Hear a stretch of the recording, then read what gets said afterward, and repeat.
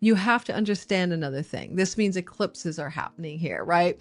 The reason the nodes of fate are happening at all is it defines the math point by which eclipses occur, and it's connected to the math of the sky and what we call the ecliptic. Back in December of 2007 through till August of 2009, that was when we experienced the South Node, North Node moving through Leo and Aquarius in the very same way. Lunatic astrology. Welcome to the Nodes of Fate in Leo and Aquarius. This happens to be a destiny shift, and over the next 18 months of your life, a new story is unfolding. This is a story where you do not have a steering wheel in the ride of life. This is a destined story, fated story, but don't worry, you've lived through this story before. That's because every 18 and a half years, the Nodes of Fate have moved through Leo in the very same way. The way they're moving is that the South Node is moving through Leo and the North Node is moving through Aquarius. This is beginning around July the 26th, 27th, time zone dependent, and will go all the way through until March of 2028. Welcome to my channel. We're going to talk about this for your sign today. My name is Lori Lothian. This is the Western Tropical Zodiac. We are using the old whole sign house system that is highly accurate for Time Lord tools and using the sky as a map of time. If you want to know how to cast your chart in whole sign houses in order to use it as a timing tool, check in my description box below for that free tutorial. In the meantime, this is one of those times when we begin to feel a shift in the air, a wave of change that's on the way. We've been through this turning point before with the North Node moving through the sign of Aquarius, South Node moving through the sign of Leo. And I want you to get a pen and I want you to get a piece of paper, because one of my favorite things about astrology as a researcher, teacher, and someone who's seen so many clients over so many years is that cycle repetition and pattern recognition are your ally. By understanding how cycles repeat themselves and patterns return, history does rhyme. We can use this pattern recognition to forecast or prepare for what may be coming next. My thing about timing your best life, it's one of my mottos.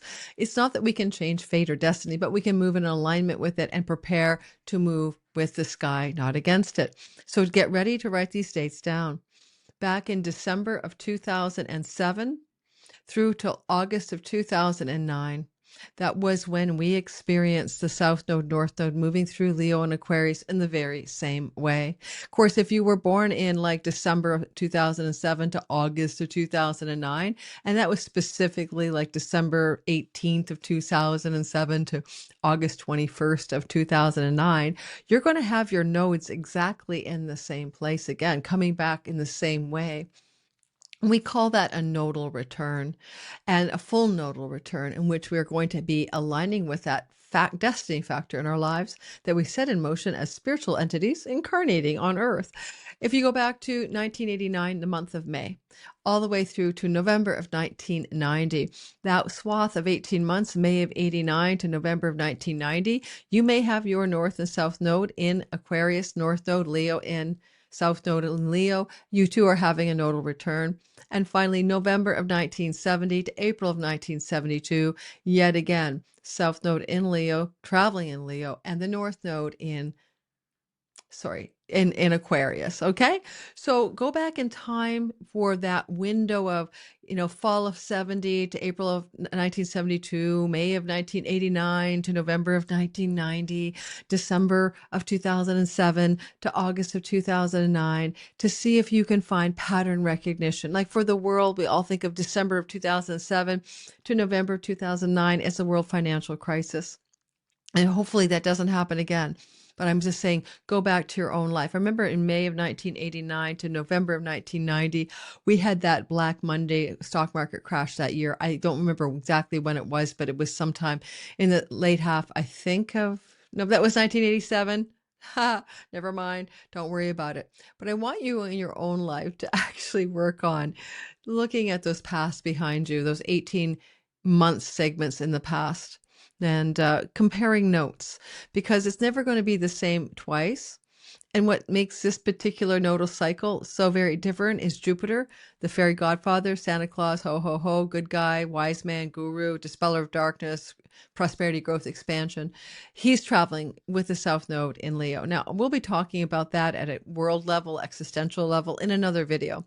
Today's video is really all about you, how you can use this energy based on your sun sign, based on your moon sign, and based on your rising. For most of you, I think you should listen for your rising sign first and foremost, but try all three. This is where my wonderful video editor, Stella, will tell you what the difference is between sun, moon, and rising by inserting the sun, moon, and rising delineation into the story before we start the all signs. Now, before we get going on the story of the next 18 months for your sign and how you might best use this destined, fated ride of life that is going to activate because of the nodal shift, you have to understand another thing. This means eclipses are happening here, right? The reason the nodes of fate that are happening at all is it defines the math point by which eclipses occur, and it's connected to the math of the sky and what we call the ecliptic. So this means as well that we're ushering in a series of eclipses through the sign of Leo and through the sign of Aquarius over the next 18 months. So we all know that eclipses are fated, destined portals of change, and that's also a necessary part of the story. Indeed, we'll have an eclipse on August the 12th in Leo, a total solar eclipse with the South Node of Fate. And we'll have another one on August 10th of 2027. And we'll have an eclipse in Aquarius in the spring of 2027. So these cycles will bring eclipses that bring fated and destined change.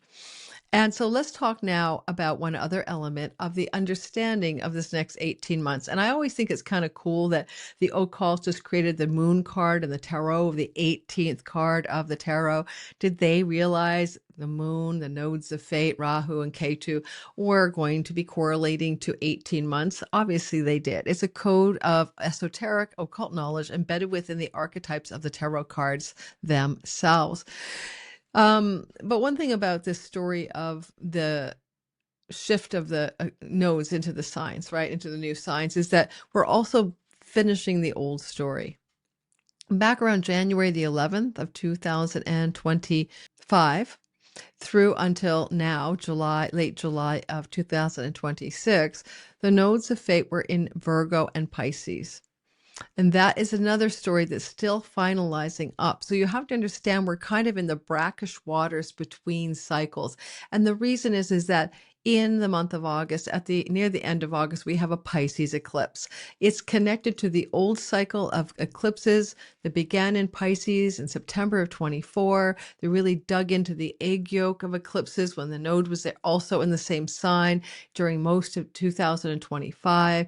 And so there's one thing ending in August as we breach into the new. And back in 17th of the month of February, we had an Aquarius eclipse. But that eclipse in Aquarius, which was a solar eclipse, it had the node of fate. Okay, eclipse in Aquarius with the node of fate still in Pisces. So there wasn't really a pure eclipse, like all in, right? The node of fate is over in one Western tropical sign. The eclipse is happening in the sign next door. So this is what I'm thinking to let you know is that we're coming into this egg yolk time. The eclipse this August will be nodally proper. Okay, we're going to have the node of fate in Leo while the eclipse is in Leo, right? This is a big deal. And conversely, the end of the month of August, around the 28th, that Pisces eclipse at 5 Pisces doesn't have the node there. So it's kind of an offset eclipse. And we'll be talking about those in my deep dive, all signs videos for each of those eclipses. So you'll know how to use that energy. Now I'm going to show the sky to you. We're going to start with Aries and going to trundle around the whole wheel and get all the way to Pisces to talk about what to do with this 18-month cycle and what it mean and where the changes might occur in your life. And finally, this is also where probably I should introduce myself as a teaching astrologer. Every single year, I teach my Sky Reader class in September. This will be my 7th season teaching. I'm so excited to teach this class. I would love you to come learn in the 7 weeks we're together. I've extended it to 1 extra week this year. We have 5 guest teachers teaching classes on everything from how to choose a perfect date to start something like launch a business or whatever, to medical astrology, to information about relocation and where to move and where your best travel could be. We have 5 different teachers teaching classes, and Donnie Lim on the love codes, etc. And one of our teachers is talking about the Dharma, moksha houses, etc. in your chart. All said and done, guest teachers aside, weekly Q&As, Saturday mornings at 9:30, moderators for all my classes, teaching assistants helping me. And we're also reminding you it's to time your own life by learning how to read your sky and time your own life. Not so you can become an astrologer. This is not a certification program. It's for people who are astro curious and want to be introduced to the sky, understand their natal chart and how to read it, and maybe then use the 2 timing tools I'm teaching you to understand your life and your friends and your family. It's very much just a kind of crash course in astrology. We also have a Discord and Facebook group. Now, if you go to the end of this video, I have a little bit of me talking about Sky Reader and what I love about it and how I think it's good for who it's good for, whether it's the right course for you. So we start the 3rd week of September on the 19th at 9:30 Pacific time, and we will be doing that for 7 weeks. And of course, there are replays for the classes, and you get to keep the content forever. Whew! And now we're going to share the screen, and you'll be able to go around the wheel with me and we'll talk astrology. Let's take a look at what I mean by the nodes of fate. There's the North Node, there's the South Node, they're at 0 degrees. Nodes move backwards, or what we call retrograde. So in January 11th of 2025, the North Node in Pisces was here at 29 degrees of Pisces, moving backwards to 0. And the North Node, also called Rahu, is about what we strive for, what brings us worldly success, and where we want to achieve. Also, sometimes where we grasp things, like we desire them so strongly that we're almost like we're in a striving, grasping, desperate energy, overdoing it. You could say volume up for the North Node, or you could say worldly success, or you could say intensifies. The South Node is the opposite. We also can call that Ketu in Indian astrology, Vedic, and it's about the surrender, the release, and the letting go. It's about spiritual liberation or moksha. It's also about what has to diminish. Therefore, we could say it has to do with volume down. Now, the North Node is also the head of a serpent, and this is the butt end of the serpent, the South Node, and they are disconnected from each other. Okay, so there's the archetype of that as well. You'll notice that the North Node is getting ready to move into the next sign. And as we move it forward, because it's retrograding backwards, we're going to notice that the node will move here on July 27th into the sign of Aquarius. Now, this is kind of depending on where you live. It might be a little bit earlier or a little bit later, but let's move back. And let's be very specific on my time zone. So Pacific time, like Los Angeles, it's kind of around 6 p.m. on July the 26th, the North Node moves into the sign of Aquarius. And in other places in the world, of course, it will be like in Europe on the 27th. So the 26th, 27th, the nodal shift happens. There's the South Node now in the sign of Virgo with Jupiter, Hygeia for health and healing. I put her in there because at the ingress, she's really important conjunct Jupiter Sun to say there's a lot about purity or purification or health that she might be trying to bring into awareness in this particular ingress chart. And when something first ingresses or moves into a sign, things that are happening around the time of that ingress kind of give a flavor to the next 18 months, right? We can kind of sort of typecast this into health and healing matters are predominantly important. Now, there are world leaders who are Leo rising, as you might guess, and they may indeed have health problems emerging because of this, but like Donald Trump. We will be doing that information on another video. All right. The other thing, or King Charles, he has a Leo energy in his chart, for example, or Madonna, or I can't think of anybody right now. Okay. The other thing I want to mention about the ingress before we do each sign and how this is like coming through, these two always are beside like 29, 29. It's like a barbell or a dumbbell, right? The nodes of fate are moving in tandem because they're two ends of one stick, 180-degree barbell dumbbell. So they're always moving like this together, and they're delineating our destiny. They're moving in the direction of fate, and we don't have a steering wheel. Just hang on. Who can actually imagine that you have a steering wheel on the Ferris wheel, the merry-go-round, or the roller coaster? That's kind of take a chill pill, relax, and let your destiny unfold, so to speak. So there's no arguing with this reality. This is what is going to be happening. Again, December of 2007 to August of 2009, May of 1989 to November of 1990, November of 1970 to April of 72, the same destiny pattern played out for 18 months. And here we go again, July of 2027 to 2026 to all the way at the end, March of 2028. Buckle up. We're going for a ride. So here's the super cool thing about what I like at the ingress itself, Jupiter. I don't mind the guy here. He's good. He's super, super good energy. He's expansion. He's growth. He's protection. He's children. He's fertility. He's magnanimous. He's prosperity. He's well. So there is a beautiful lineup here of the South Node ingress with this God of the goodness, the greater benefic.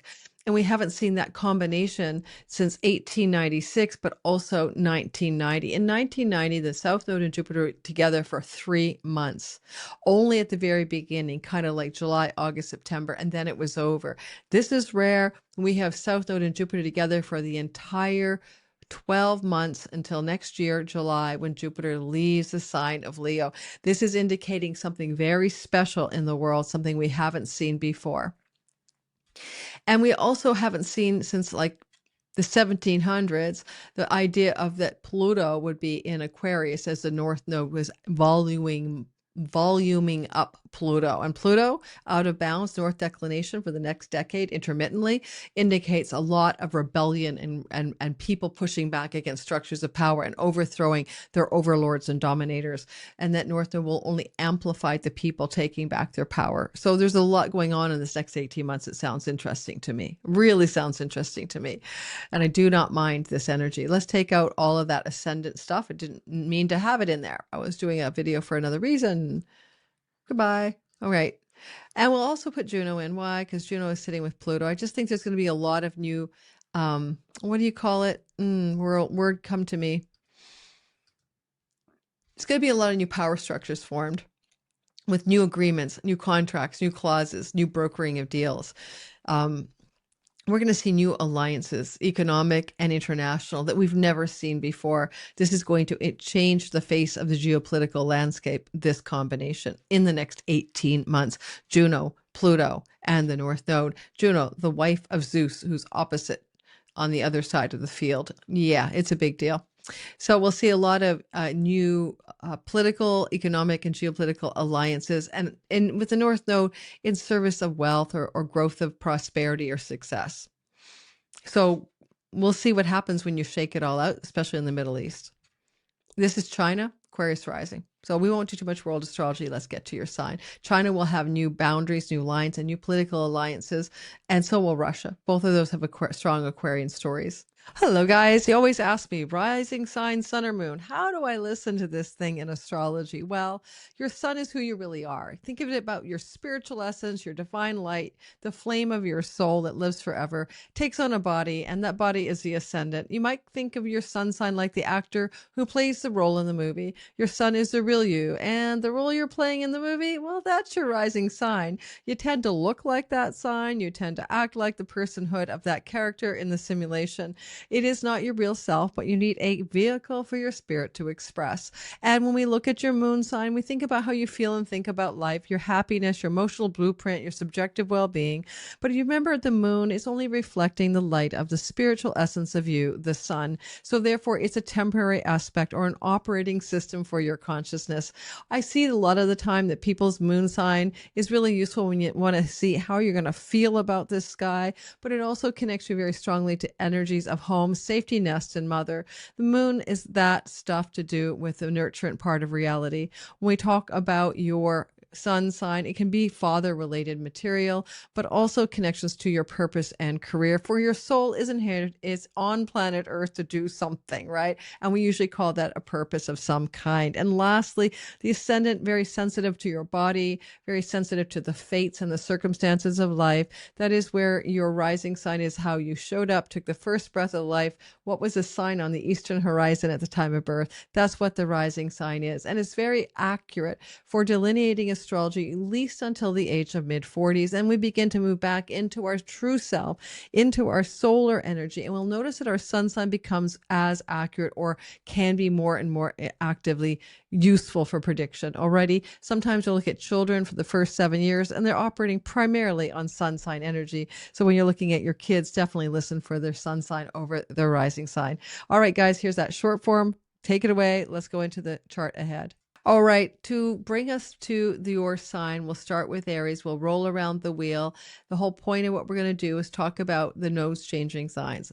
And we're going to talk about what the main story is for you. We don't need a lot of the other accoutrements here because I'm really keeping the story dead simple. So simple, it's ridiculous. We're just talking about the nodes of fate, although I will keep Hygeia in the mix. And of course, the sun, because it's delineating a characteristic of the ingress. We can even take good old asteroid America out. And that's good.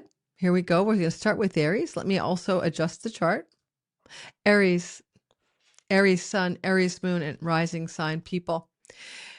The nodes of fate are back again in your 11th and your 5th house. These are positive houses: house of good spirit, 11, house of good fortune, 5. Both houses offer very many blessings, and they're very, very positive places for the nodes to enter into. Now, technically, when the North Node is moving through Aquarius, you're going to want to expand your worldly success and likely your career. This can be influence, celebrity. This can be expanding your friendship circles and networks, making more money from your career. The gains of your career increase. You might find yourself influencing larger groups of people. You might be expanding what you think you're capable of in the word worldly success and career and gains of career. And with Pluto there, the intensity is about power, wealth, but also being propelled by forces of evolutionary energy. You're not your own little willpower in the world. Something greater is purposing you. You are being purposed by forces larger than you.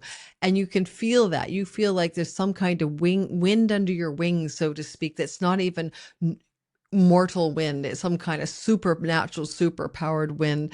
And you will succeed, but through alliances and agreements and maybe partnerships, business partnerships, partnering and collaborating with others, doing things in communion with a partner energy of Juno. And by doing things in groups, with groups, for groups, and partnering, you'll do well. For me, for example, with an Aries sun, which can represent my career, I'm starting a new membership community next year that's on my website. And that is what the 11th house is, groups of belonging. So there's a propulsion for me. I can feel it already. Start going in this direction, says the sky. I want you to also imagine with the South Node in the 5th house that one of the stories over the next 18 months is to detach from aromantic love partnerships, over-functioning with a child, to really release and surrender some creative, artistic, or entrepreneurial projects that are no longer needed. Now, one thing about this part of the chart, it's what we do that brings us inspiration, joy, and pleasure. And another code here is to source that pleasure and that inspiration and that joy in this field of the South Node. Deep spiritual wisdom, deep spiritual surrender. Make me an instrument of your peace. Rumi, I'm an arrow in your quiver. Use me, he says to God. So you are literally like this energetic. The muse is the deepest part of your soul that allows you to aspire to 11th house success. Now, this doesn't end until March of 28, so it's a longer story than a day in the life of you. And we have Jupiter. How could I forget? Poor Jupiter. We have Jupiter here. This can allow for some really good luck when it comes to things like gambling, speculation, lottery tickets, and wins. It could also be a very beautiful placement for having a child or a new child coming into your life. This is particularly very much the signature for a grandchild. And it could indicate, though, I don't want to dissuade you, if any of you are of a fertility age, Jupiter likes to make babies, okay? So you might be thinking of babies, and if babies are coming in and pregnancies coming in, then we see the South Node to indicate past life connections to the concepted child, like your conception child is a former past life connection of great magnitude, a soulmate child, so to speak. You may take a break from your romantic, sexual, and dating realm. This is like the South Node And it kind of is like pulling in the drain, pulling the plug on romance, dating, frivolous pleasures and fun, and maybe sexual energy as well. It doesn't have to do that, but it can do that. For some of you, that may be true. With the South Node here, though, you let go of kind of the pleasures that aren't deep, true, and wise. You let go of frivolous pleasures, addictive pleasures, and you move towards deep spiritual sustenance. What source of the spiritual truth is important to you? You will look for it. You will find it. Jupiter rules the house of spiritual ideology, spiritual religion, practices, spiritual practices. So this is going to source your joy in a deeper spiritual zone than normal. If you're single, Jupiter South Node can bring a new soulmate, love partner into your life over the course of the next 18 months for the single Aries looking for love, as they say in all of the tarot channels. And if you go back to 2007 to 2009, or December to August, or May of 89 to November of 1998, or November of 1970 to April of 72, some of these themes may have been playing out. For instance, I had a child in 1989, right? Fertility, right? Gave birth to a child in 89 during this kind of cycle of the South Node moving through my house of fertility and children. And Jupiter wasn't there. But what it was the South Node, fated, destined intersections with my soul child, so to speak, right?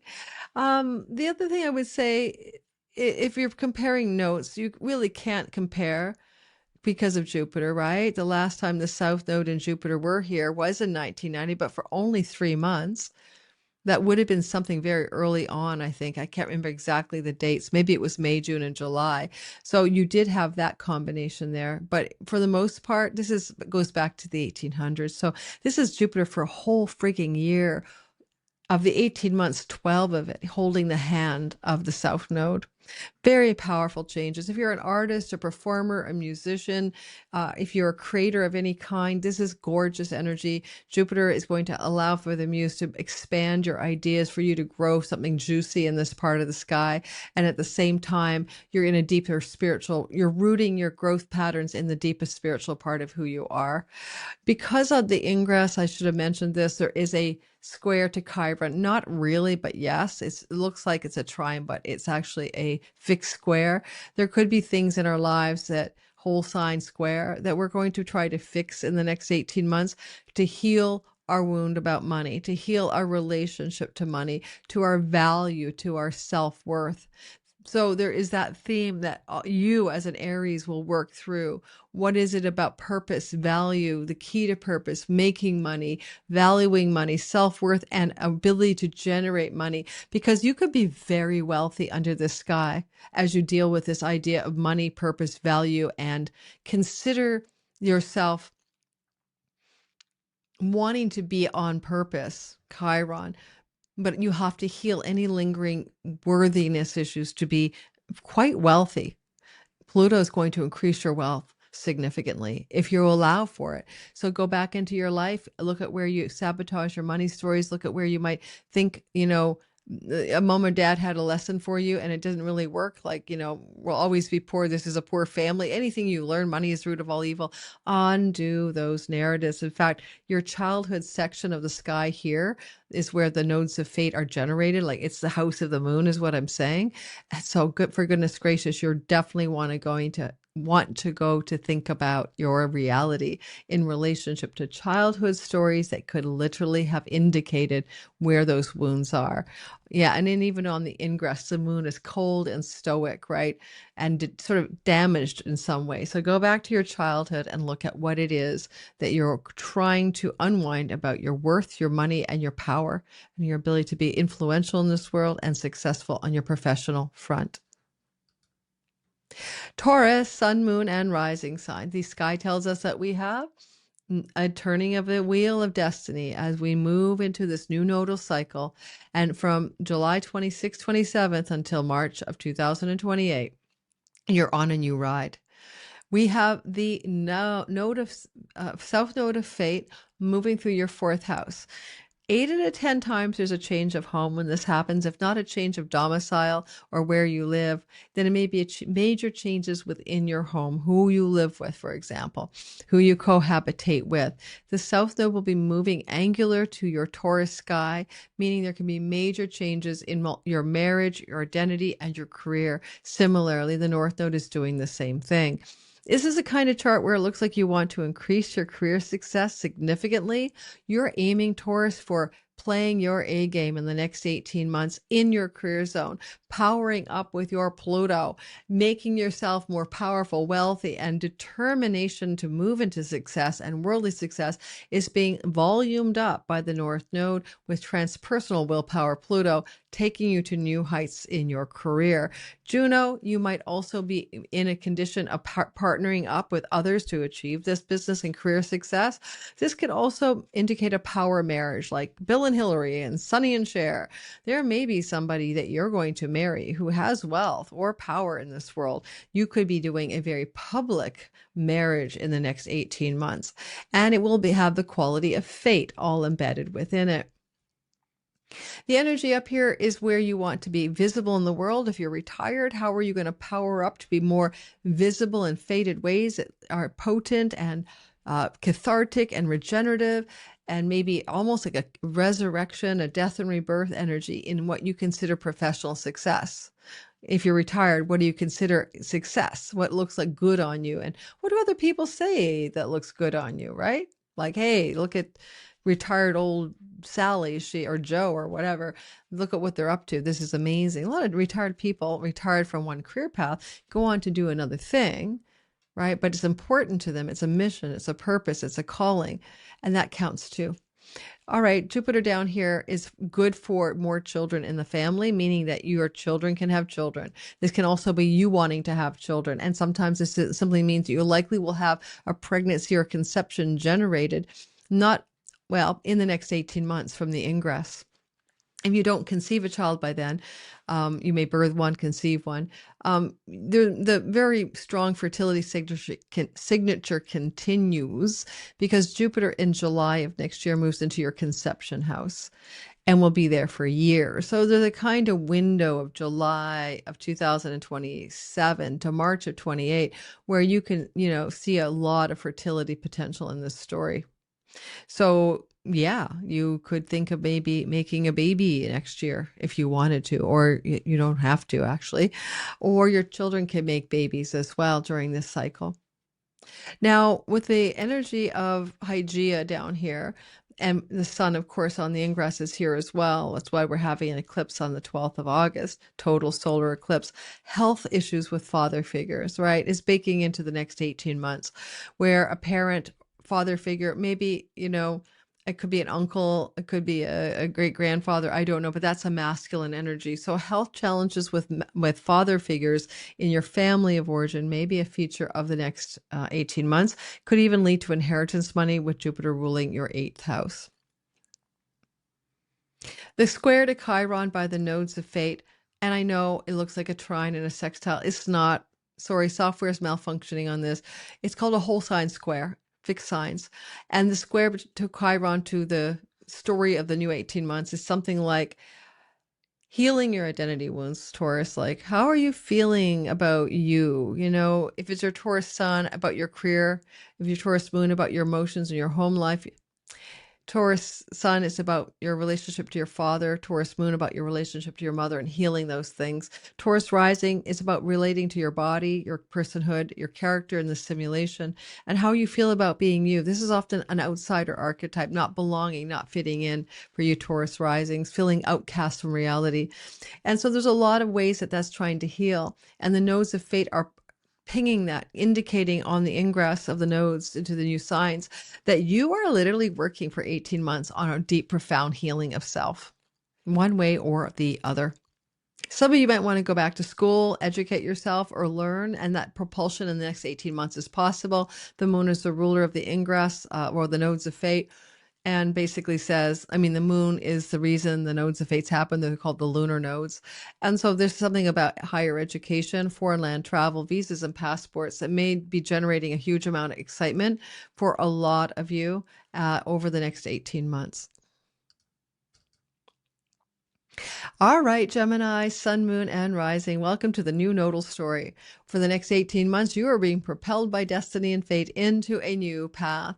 This next 18 months, as I said in the intro, please go back and listen. 2007 to 2009, 89 to 90, 1970 to 1972. In the intro, we go through the dates more specifically, is back. And until March of 28, you're in this new 18-month period where the North Node is telling you it's time to increase volume up, reach for worldly success energy in your ninth house, the ninth house of God, the ninth house of religion, the ninth house of foreign travel, higher education and academic settings, whether you're the professor or you are the student.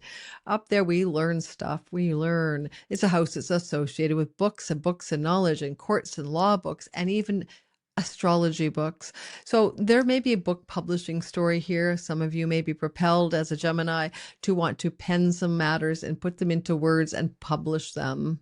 You may also want to educate yourself. You may want to travel far and abroad to a foreign land and spend time there.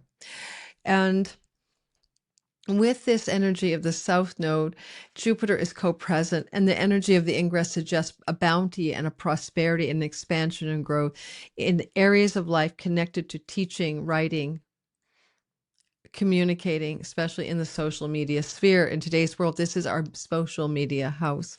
South Node says you could source what it is you're doing from a deep well of past life knowledge and wisdom, from things connected to spiritual attainment and spiritual liberation. You might be trying to work with knowledge and wisdom guru, Jupiter, and it may bring a teacher your way, a coach, a mentor, or advisor. This kind of person might be very specific, mentoring, guiding, and coaching you on a skill that you're trying to acquire. This is skills-based learning, often using our arms and hands, but it doesn't have to be that. And the energy of Hygeia is about healing, and there's a lot of healing going on here. Because this isn't all about you, this is a house of siblings, and Jupiter, South Node, Hygeia, siblings could have a health challenge. One of your siblings in the next 18 months from this ingress may encounter a challenge to their health. Now, that is not essentially necessarily true. It could be true. So don't get all tied up in a knot about it. The whole arc of travel is destined. Anywhere you travel in these 18 months is all about destined travel, fated travel. And upon destined and fated travel, Jupiter says you may meet a partner. What kind of partner? Like a high quality man or woman, a partner that you would want to marry, a partner that you want to be monogamous with, that maybe move into, commit to. So meeting that kind of destined fated partner would occur through the axis of travel. It could also occur through pilgrimages. It could also occur through being involved in social media sphere activities involving teaching, learning, marketing, and selling. There may be the opportunity for that kind of crossing of a path of someone important as well. For single Geminis looking for a relationship. Already married, no big deal. And Jupiter in the third house, however, with the South Node can indicate that you may have to do some work on your relationship, and I think it'll be fine. South Node, though, is saying there may be some letting go of the grip that your marriage type partnership has on you, a little bit of a surrender, a little bit of a release. There may be geographical time apart, even just because one or the other of you is doing a lot of travel domestically or internationally in the next year. If you are wanting to conceive a project, because Jupiter represents children, so we birth things in Jupiterian energy. It's very auspicious. Conceive a new book idea, conceive a new website, social media prop plan, or something like that. So conception of the marketing, selling, teaching, learning archetypes are really going to be fortified by lucky Jupiter. And it's a good time, therefore, to come up with these conceptions, to come up with ideas, to execute them, to put them into action. The square to Chiron is like, okay, there is a chironic healing that wants to happen. There's a wound in your 12th house. This is past life wounds. Maybe you took a vow of chastity or poverty. Maybe you want to cut the cords of past life patterns. Maybe you're going to deeply heal your own self undoing bad habits and patterns, including addictions. But you'll do it through education, knowledge, guides, mentors, and all of that.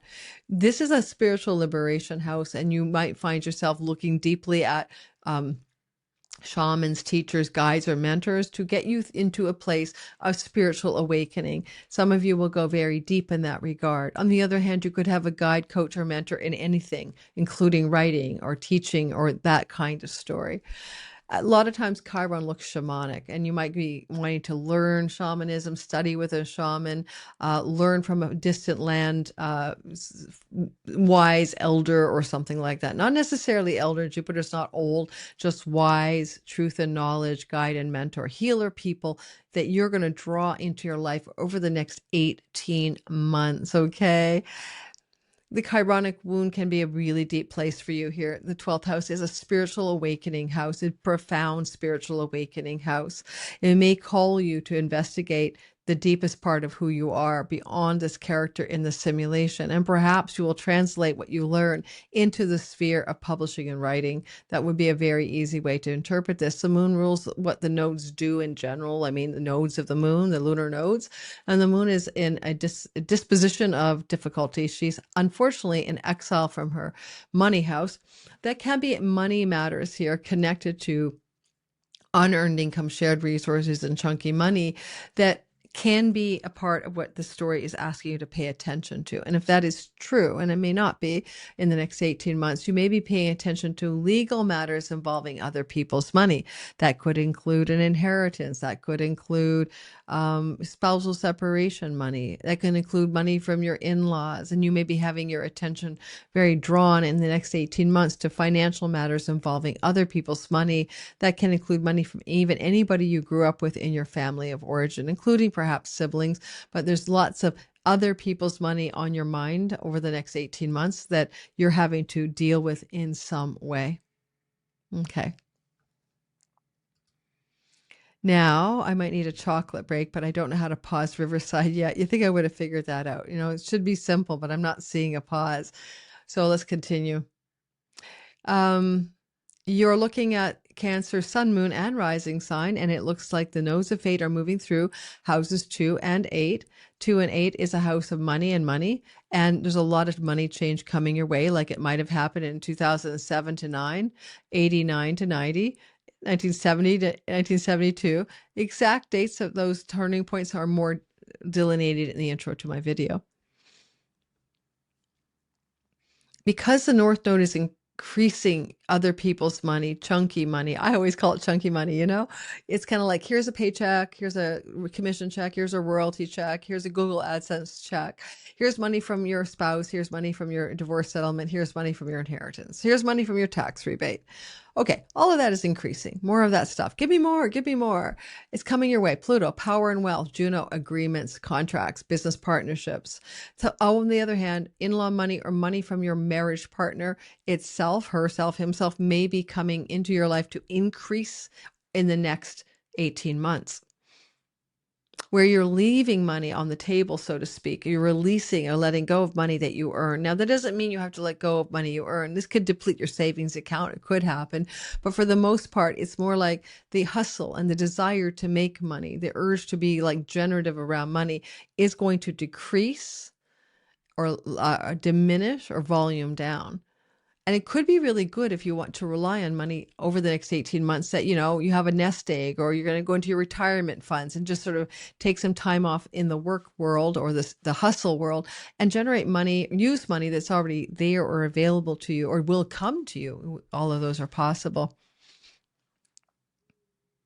If you want to think about it in terms of the past doth repeat itself, could you go back into any of the other time frames and say, I got some money then? Like, you know, if you go back to fall, November of 1970 to April 72, or May of 89 to November of 1990, you know, December of 2007 to August of 2009, what went on in your finances at those times? You might be able to find a parallel there, and it might surprise you. It really might surprise you how, you know, the cycles do repeat.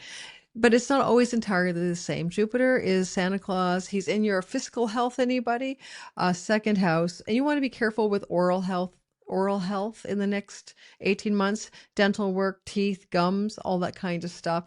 That facial health, you know, get those moles checked and all of that in the next 18 months. because the south node would be diminishing of the oral facial area. Jupiter can expose the problem, and Hygeia says there might be a health challenge in that part of your world. So yes, go to the dentist and all of that. Jupiter will find solutions, don't worry. Jupiter does rule your work house, and your health is house of sickness. You might want to work on your health. You might want to take proactive health measures. You might want to, South Node could have a lot of you cancers in the next 18 months want to let go of a job, to release an earning source, to find something different, right? To let go of the work you've done before, find something new. And the key to purpose matters here. Your hopes, dreams, and wishes, long-range goals and plans. So this is a square to Chiron. And this Chironic square from the South and North Node, trust me, it's a whole sign square, indicates that you're going to want to really align your career gains and your career successes with a sense of being on a deep and purposeful direction in life. The key to purpose through the wounds of life are here for you. However, you may also have a pivotal change of relationship to a friend or a sibling, one older. And that can be a part of and it's about your money, and that's a part of where the destined changes are. When I say one older than you in birth order, I don't know why people find that hard. One older than you, one younger than you, two older than you, two younger, in birth order. Okay. The moon is stoic in the marriage house. She's exiled. There may be an exile from a marriage partner. The moon is a fated storyline ruler here of the nodes themselves. So yes, there could be a chill in the marriage in the next 18 months. There could be distance from the partner. There'd be challenges with your main squeeze, and they may involve finances in some fundamental way. So stay tuned for more, see what happens. This wasn't the same in the other delineations of the other years. The nodes of fate were there, but this moon and Jupiter were not. All right, so we're going to move on. And we're going to talk about the next sign. I've got this really cool chocolate here. You know, everyone knows me for years. I have a chocolate problem, but I'm also having a sugar low. All right, hang on.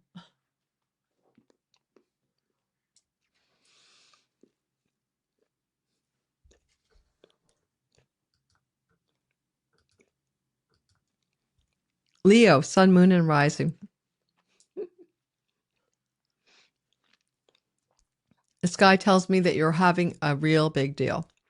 Yes. It's not only that you have eclipses moving through your sign, and then the North and South Node are moving through your sign for 18 months. Leo, this is a game changer, all right? Let me take a few deep breaths while I swallow my chocolate. For you, Leo, sun, moon, and rising sign, you haven't had this kind of lineup since about May, June, July, maybe early August of 1990, when the South Node is moving with Jupiter through your sign. This is very different than the other times that you've had this kind of 18-month cycle of the eclipses moving through Leo and Aquarius in this very same way, such as December of 2007 to August of 2009, such as May of 89 to 1990, November. That's the most similar one for you. I should have said it differently, but it's okay. I probably meant to say you had 3 months in 1990 in which the nodes of the Jupiter and the South Node were together. And then we have November of 1970 to April of 1972. And just because you guys are so special, so darn special, I feel like it's important for you to go back and actually give you the exact time that this was the most similar, because your sign is having a very strong rinse and repeat. So let's do that together. You're just going back to 1990, so give me a bit of time. All right, here we are in 1990. All right, so we're talking about May of 1989 to November of 1990. Now we're going to see this combination together for a very short time, a mere 3 months. But this will give you a kind of super powerful echo chamber of similarity. You're going to go, okay, I remember what happened then. There's the South Node. I got to get Jupiter in. Come on, Jupiter, cross the Rubicon. There we go. So it's like August of 1990. August of 1990. Okay. And then I believe it's about 3 months. August of 1990. August to November of 1990. Okay, wonderful. Now we're back to you guys. Okay, August of 1990 to November. August to November of 1990, Leos, this is the last time you've experienced some energetics just like this. Okay, August of 1990. So in August of 1990 through to November, you had a time frame in which both Jupiter and the node of fate were together in your sign. Right there. And therefore, maybe some Leos can compare notes if that helps at all. And in the intro to the video, go look at the other times I've just delineated. But this is the only time that you had this particular combination in this lifetime. And it's pretty rare, obviously, unless you were alive in 1896. So having this combination this time for the entirety of the whole year till next July, while Jupiter's still here, is extraordinarily different than anything you've ever experienced before. And I don't even know where to tell you what will happen, how it will feel. But because the South Node is what you need to surrender, release, let go of, diminish, volume down, you are really focused on eliminating aspects of you that no longer work. Because a Leo rising, you'll let go of parts of your identity in the simulation, your character that you have been clinging to, like I am this, I am that. The I am factor changes dramatically in 18 months. Next thing is, if it's your Leo sun, you're letting go of identity connected to purpose or career. Leo moon, you're letting go of your emotional comportment methodologies, how you react to life. You might be letting go of a home. Leo moon's surrendering where you live, releasing your home. This is also the kind of thing where you could encounter yourself in a deeply spiritual place. The South Node can liberate you from the matrix, the dream of reality, put you in a place of spiritual enlightenment. And Jupiter is the guru, and he's with you. You are receiving guru directly, the teacher, the wise one, the knowledge holder, the knowing. So any of you Leos looking for that spiritual attainment energy, look no further than this combination here. Watch for your health, of course, South Node depleting, Hygeia health. It's either a call to increase your vitality and health and take care of your health, Leos, or it's, like a warning here, especially Leo rising, okay? And then the other element of it is as well, this is the I, thou axis, right? So here's your significant other, your business partner, your, long-term love story over here. And Pluto and Juno can be very transformative. You could have a new relationship. I would call this a very powerful relationship, a life changer, a revolution in who you are and what relationship is like. This is kind of like Pluto, death and rebirth, Phoenix rising from the ashes, regeneration, renewal, and in the house of marriage with the marriage goddess and the North Node of fate. So your definition of self may arise in the next 18 months by a definition of who you're with. But that said, there's also the potential of wanting to or encountering the release or the surrender of your significant other. The kind of ending story here of a long relationship that may no longer fit who you are. The North Node technically will want to expand the relationship, grow a bigger pot for the root-bound marriage, and in the next 18 months you may try to do that. But Jupiter here rules the house of separation agreements, asset separations, divorce settlements, parsing the shared resources, and even the house of death. I'm not going to worry any of you, but if you're very old and listening to this and you and your partner are in your elder years, then maybe your partner is getting ready to leave. It could happen, may not happen. It would be more true for Leo rising. Leo sun, you're dealing with your father's stuff, letting go, releasing your father's stuff. Leo moon, you're releasing your mother's stuff, right? Surrendering, letting go of your moons around your mother. But because the Leo sun and because the Leo moon are going to be eclipsed this August and next August, it's eclipsing the parent, moon mother, sun father, moon mother figures, son father figures, like maybe you married your father figure, married your mother figure. Eclipses your sun and moon in Leo. South Node is letting go, releasing. Hygeia is there on the ingress, can indicate calamitous health issues for your mom or dad if you have a Leo moon or sun. This is important because of the angularity of Chiron.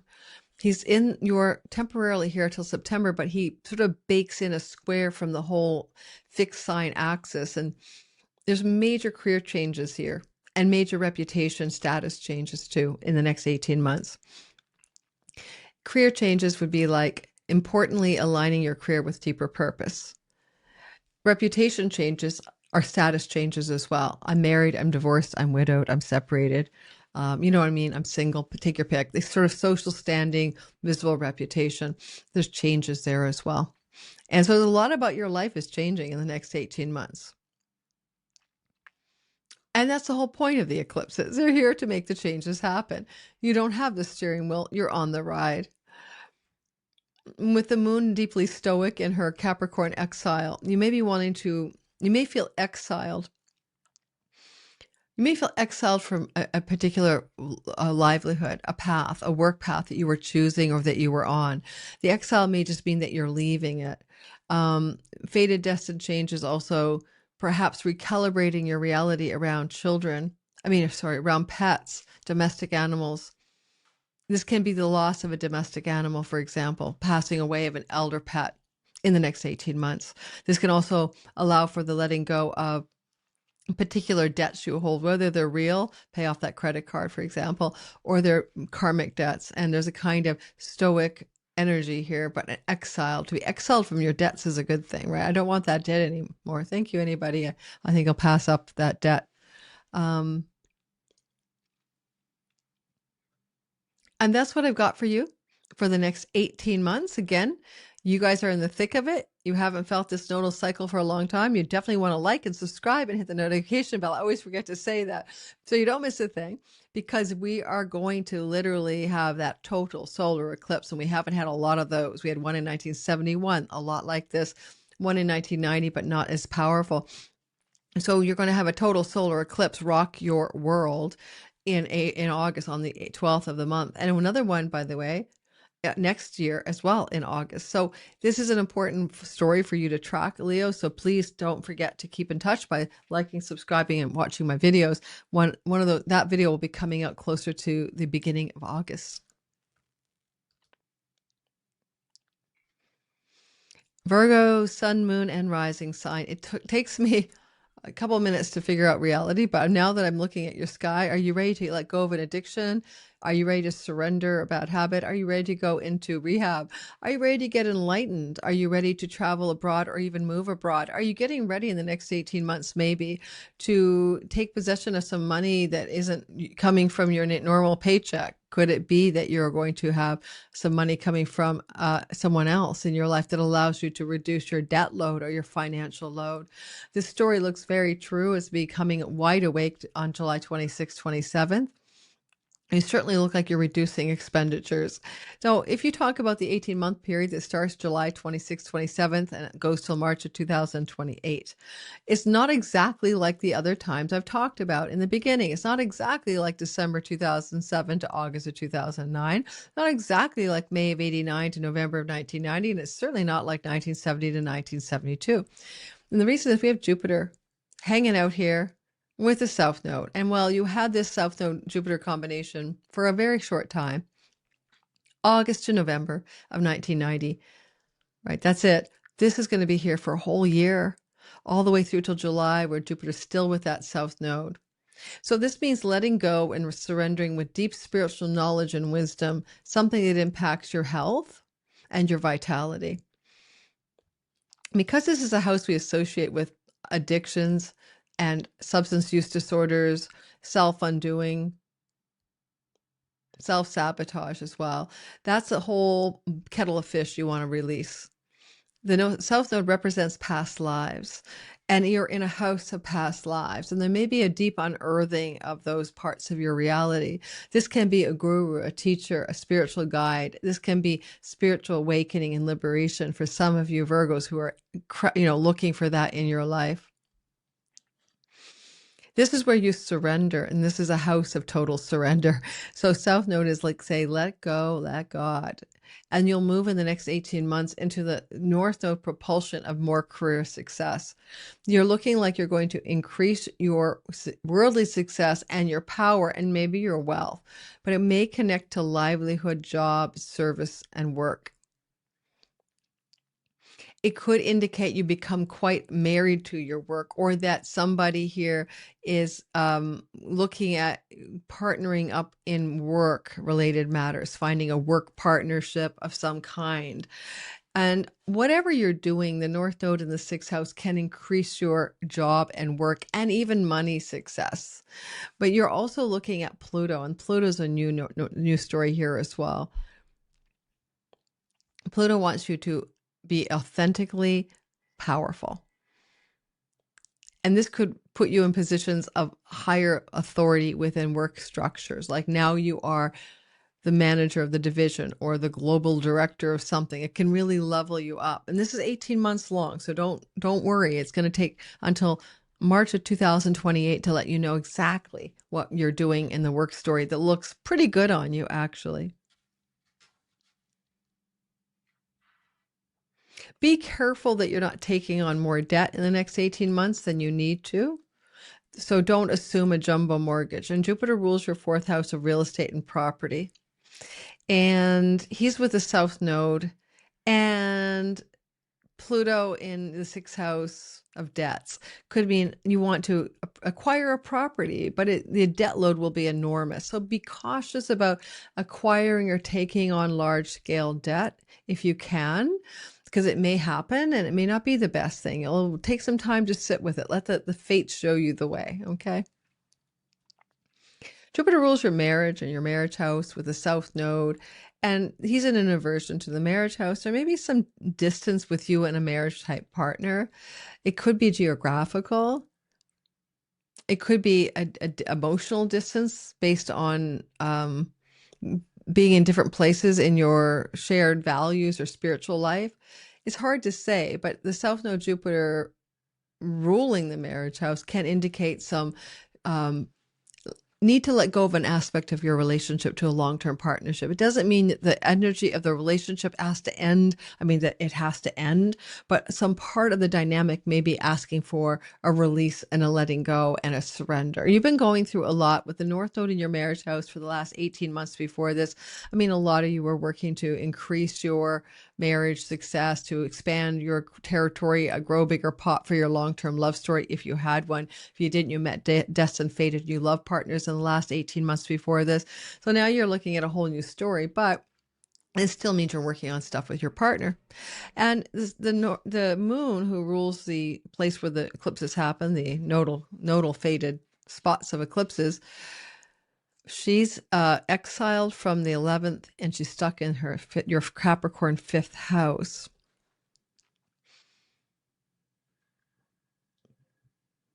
There may be something going on in your romantic life over the next 18 months. You really want to focus on it and see what it is that seems like it's putting a dampener on the joy, the fun, the pleasure, the romance itself, the affection, maybe waning here. This can be a fertility signature if you're a child raising, bearing age, man or woman.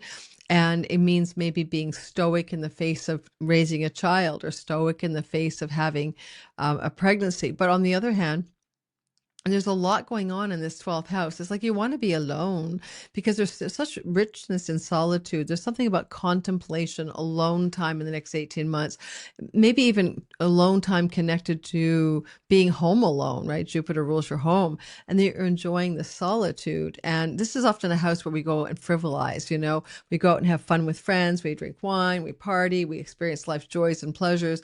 And it's almost like you're bucking up and being more stoic and less social, less pleasure seeking, less, frivolous, and more deep introspection going on here. This is good for therapy. This is good for guides. This is good for teachers and mentors and gurus as well. Okay.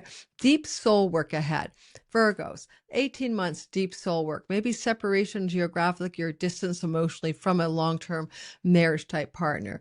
The square to Chiron is interesting to me. It's a square to Chiron is like, Wow, it's baking in the vibration here of you might want to really go into educational mode. You might have an educational wound, like, oh my God, I meant to get my doctorate and all I did was graduate from my undergrad, or always wanted to study law, but instead I went into medical school and I hate medicine. I don't know.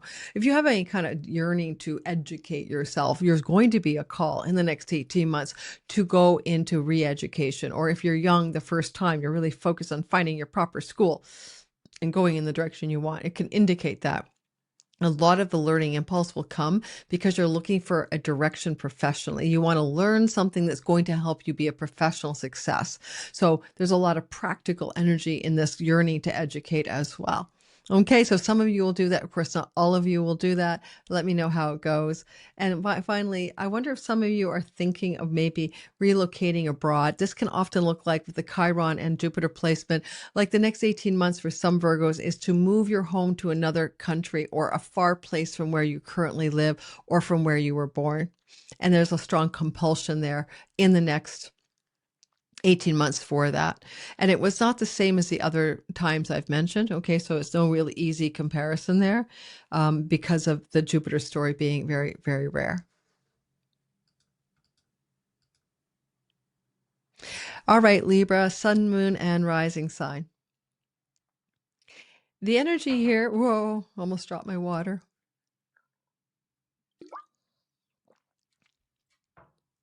Libra, sun, moon, and rising. The energy of the sky with this new nodal cycle of the next 18 months until March of 2028 is very positive.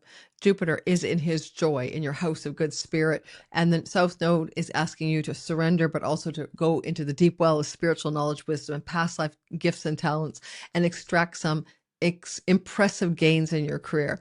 Now, these gains for Libras can be multitudinous. They could be influence, celebrity. They could be more money, more power within the structure of your company, more accolades, more rewards, more escalation in success. At the same time, you might want to let go and release other things that you've been doing in the professional area that no longer work for you, so that you can focus maybe on something very particular that can level you up. And this could even open you up to entrepreneurial business endeavors. This can be letting go of corporate and moving into like my own business here. South North Node in the house of the arts, creativity, and entrepreneurial business is expending itself to volume you up towards power and wealth in more creative entrepreneurial directions. With Pluto here, power and wealth is definitely a possibility. If you're starting an entrepreneurial business of any kind, this could indicate a partnership, collaborating with another in order to make that business work, not doing it by yourself. If you are single as a Libra looking for a relationship, the North Node can bring a destined, fated love partner your way in the next 18 months. And the marriage goddess says it'll stick pretty quickly into monogamy. And I wonder if Pluto could indicate somebody of wealth or financial means, or that there's a lot of transformation, regeneration, renewal, death and rebirth, rising like a phoenix from the ashes of romantic love. So there's a very powerful energy here, a very important type of relationship. Now, this is a fertility house. The North Node is amplitude, right? Volume up. And I'm not saying this is the most likely one, but the moon in the fourth is like sort of Jupiter there. It could indicate conception in the home, or baby or child or parenting in the home. And the moon is exiled from the 10th house. So it means someone's exiled from their career path in order to nurture, to love, to protect something like a parenting instinct in the home. And there is a possibility, if you're young enough, that you or your partner may be looking at, in the next 18 months, becoming parents, or you're doing it yourself if you like. I don't recommend it. It's exhausting enough when you have a marriage partner. The moon is in the fourth house of home. It's just home. And the moon is the ruler of those nodes of fate in houses 5 and 11. She's the boss of the vibe of the lunar nodes. Quite possibly you might find yourself wanting to move your home in the next 18 months. Jupiter rules your third house, the neighbors, the neighborhood, the city in which you live. And the fifth house could also be an indication of wanting to relocate. So there's something about this that could say destined change of home within the next 18 months. And because Jupiter rules your house of rental properties as well, more likely a rental than a purchase, but I can't say for sure. But it looks like you may be relocating, moving, and some of you may not even be moving. Maybe you're going to have a new relationship and you'll share some home time with someone else in their home. Because, Saturn is the ruler of that moon and is over in the marriage house. So right now in the real-time sky. So home changes could happen connected to relationship situations, right? Expanding into a better home, a bigger home, a more fancy home could happen as well. Chironic wounds in the 8th house of inheritance, chunky money, royalty income, want to be worked on in the next 18 months. Money that is spousal separation agreements or inheritances, as well, as I said. It's possible with the moon in the 4th house in her exile and Chiron in the 8th that some of you might come into money from a female in your lineage, all right, up your line, a grandparent maybe, or a parent. And that's also part of the story here, because the house of good fortune, where the North Node's bringing more money, and this is the windfall house, it can look like a windfall of money, even if it's like an inheritance, right? It feels like a windfall. You didn't earn it. Here it is. So that kind of money can suddenly show up in your life. All right, here we go. I've got all this money. Look at me. In the next 18 months, you may come into legacy wealth, family money. It may not be a lot, but there may be some disposition of money, and money from the in-laws may come your way as well. So your partner's family's money may be coming into the joint union of your relationship. Certainly, singletons could definitely meet the love of a life under this destiny sky over the next 18 months. So if you're looking for a relationship, I'd love to hear how that goes, how it all shakes out in the end. Let's get on to the next sign.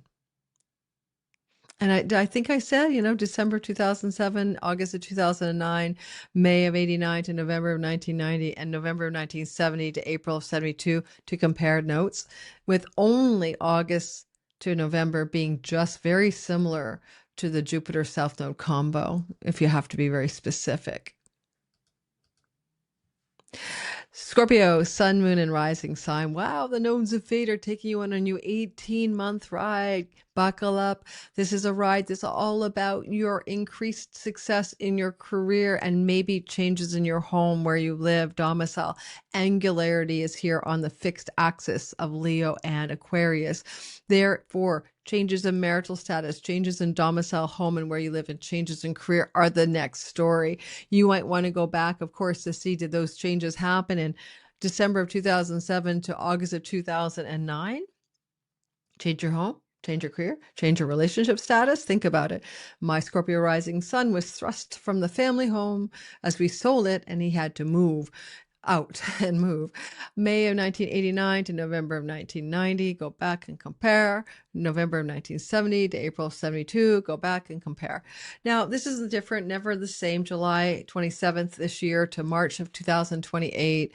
You're in another change cycle. A lot of you may indeed want to move to a bigger home, a fancier home, a more expansive home. North Node can even move you to a home in another country or whatever, a foreign home.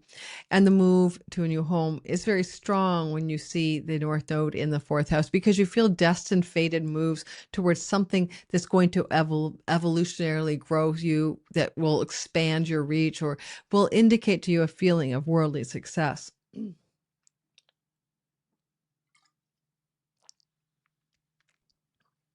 Now, with Juno, the goddess of marriage, in the 4th house, and legal contracts and agreements and partnerships, and Pluto, power and wealth, there may be a need to move your home connected to a significant long-term love relationship. The marriage goddess is here. And maybe there's a reason that you're moving this to do more with your spouse and less to do with you. And Jupiter rules the house of children. You may be moving in relationship to children. Okay, so children and moving, spouse and moving, marriage and moving. There is also an energy of Jupiter that says, I want you to be successful in your career. But Jupiter in the 10th house can be about parental responsibility. He's the god of children in the house of the father. So some of you may be moving into a new role as a parent in the next 18 months. And the sun is shining with Jupiter, so it feels like a good feeling here. South Node, though, is saying let go and release a path of career ambition, professional accomplishment, and success. There's something else calling you. If you want to instead work from home, right, that could work. And at the same time, this Hygeia story could be about and dealing with the health of a father figure in the next 18 months, a father figure in a health problem in the next 18 months. You have the moon, and she's exiled from her Cancer home in the sign of Capricorn, in the house of neighbors and neighborhood and locale, like everyday locale, the grocery store, the library, the farmer's market. And the moon exiled would be exiled from your everyday locale that you currently inhabit, where you have all the places you go. Thus, a change of neighborhood, town, city, village. I will guarantee that 80% of you will either change who is in your home. So Pluto, Juno could be the death of the marriage, spouse and you separate, or you're moving because of children or marriage reasons. But there's definitely a letting go of your career as well. I think some of you will change your home. You'll move to a different area, a different neighborhood. You'll be exiled from your older, you'll feel a little more in exile, just a vibe of exile, because you're not in your normal environment, right? When we move somewhere new, we kind of feel like we miss the old place.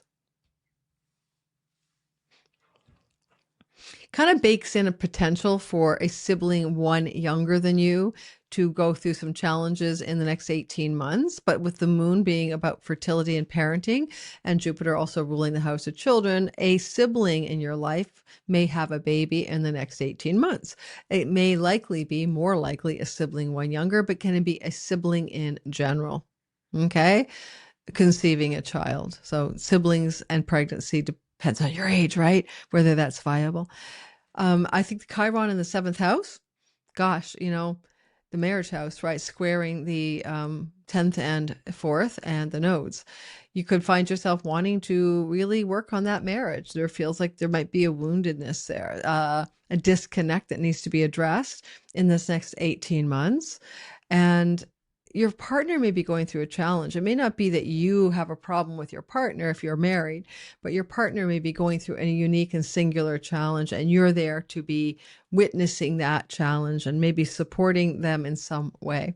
They may be feeling some stress in their reality, and it's not even your story, right?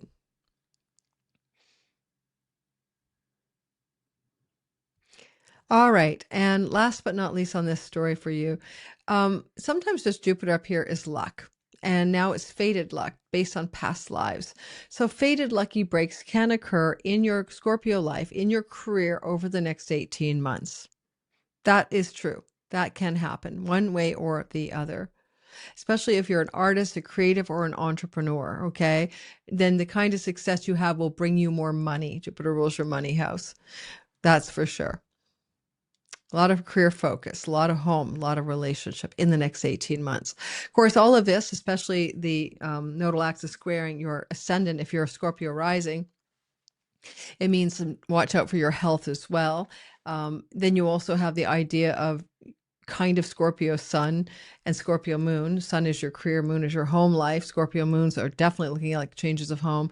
Scorpio sun, you might be considering changes of career over the course of the next 18 months.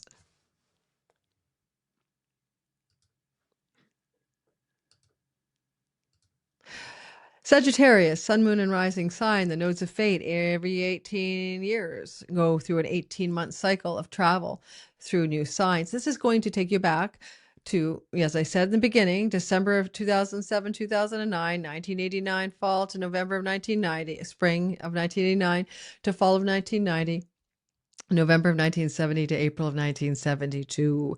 And here we are again, July this year to March of 2028. All said and done, this is change. And the change is about your axis of 9 and 3. Fated change. Now, this is a lot because the Cadent house where the North Node is showing up is expanding worldly success and growth in the house of writing, the house of teaching or learning, skills-based, the house of travel, short distance, a lot of commuting could happen, the house of online social media, websites, platforms, increase in your desire to learn something or teach it on a skill-based level. I think I said that. This is your neighbors, the neighborhood and immediate environment and siblings, lots of changes in the lives of siblings and your relationship to those siblings as a whole kit and caboodle of possibility. Because Juno and Pluto are here, there's some kind of power thing going on, power and partnership. It's good for writing partnerships, online social media partnerships, marketing, selling, business, and teaching partnerships, destined and fated worldly success. If any of you work in the online social media landscape, this is very awesome and auspicious. Now, it's really good for writers. If you're a writer, this is very positive, worldly success through the act of writing. There's a lot of letting go up here with the South Node. You might want to let go of your international travel agenda or your legal court case or your publishing book deal, or you might want to surrender or release something to do with your ivory tower academic environment. The ninth house is a religious house. So if you had a spiritual religious path, you might be surrendering it and releasing it, but you have a chance to do that every 18 years. With Jupiter there, letting go of one religious ideology, you may incur a new one. Jupiter can be the pastor, the guru, the preacher, the priest, the idea of the wisdom holder at home in the house of religion. And therefore, some of you may be aspiring to some deep spiritual reconnection to a path, meditation, contemplation, spiritual attainment, but you're going to do it through a body of knowledge, through a path that's already been carved out. But with the South Node, you might have done that in a past life. It might feel very familiar, like, oh my God, I just started meditating. It feels like I've been doing this Zen meditation for thousands of years. You might be. So leaning into like new spiritual practices and paths based on an ideology is something that many of you might encounter in the next 18 months. Some of you might want to educate yourself, and Jupiter means going off to a university or college. But with the South Node there, it will feel familiar. You've done it before, or it's furthering an education that you've already started before, and now you're taking it to another level. And finally, I kind of feel like this axis is going to bring a lot of travel in your life in the next 18 months. And even if it's just domestic, you're going to be not as bound to the one home that you normally are in, and likely gallivanting. Because Jupiter rules your fourth house, you could move your home, and you could move your home anywhere. This can definitely look like a move abroad, but you can move to another state, another province. There's like a move your home archetype. Jupiter exalts your house of mortgages. You might get a mortgage. You might purchase a new home. So there's movement here for you, for a lot of you, regarding where you live in the next 18 months. Sibling one younger, sibling two older, siblings in general highly activated. Prosperity, a wealth or abundance from a sibling two older than you in birth order is a potential possibility. You might be in a legal situation at some point this year, 18 months into the story, working on a court matter, looking to see what the judge is going to say about it. It may involve those kinds of things this 18 months ahead. Not necessarily really bad, but Chiron's in a house of adversaries and lawsuits, and so you may come into a legal crisis of some kind. It may involve land, it may involve inheritance, it may involve siblings. This is something that could happen for some Sagittarius over the course of the next 18 months. The moon is stoic, hanging out in exile in your second house. You might feel exiled from money, exiled from your own earnings and savings, exiled financially. A financial exile, I don't even know where to go. It's emotion, right? Because it's not necessarily true. You feel emotionally isolated from some financial positivity. It definitely can involve siblings.